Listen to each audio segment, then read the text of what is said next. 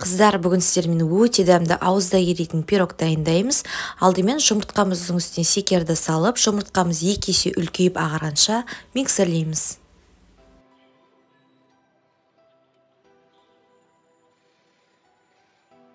Үстіне сұйық майымызды, еліктен өткізілген ұн, разрыхлителімізді салып, барлығын жақсылап лопатаның көмегімен араластырамыз.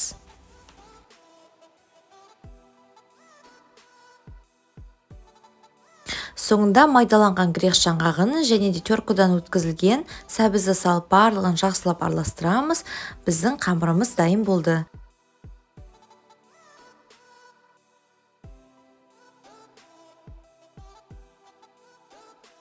Енді салмасын дайындаймыз. Бөлме температурасындағы творожный сырдың үстіне секер, жұмыртқа, кукурузный крахмал және қаймағымызды салып, біркелкі масса болғанша миксерлейміз.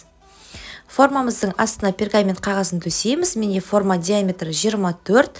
Формамызға алдымен қамырымыздың жарты бөлігін саламыз. Кейін үстіне салмамызды салып, лопатаның көмегімен тегістейміз. Соңында қамырымыздың екінші бөлігін салып, пешімізді 170 градусқа қыздырып, пирогымызды шамамен 40-50 минут аралығында пісіреміз. Формадан суытып барып шығарамыз, достар. Міндетті түрде дайындап көріңіздер. Біздің пирогымыз өте дәмді болып шығады.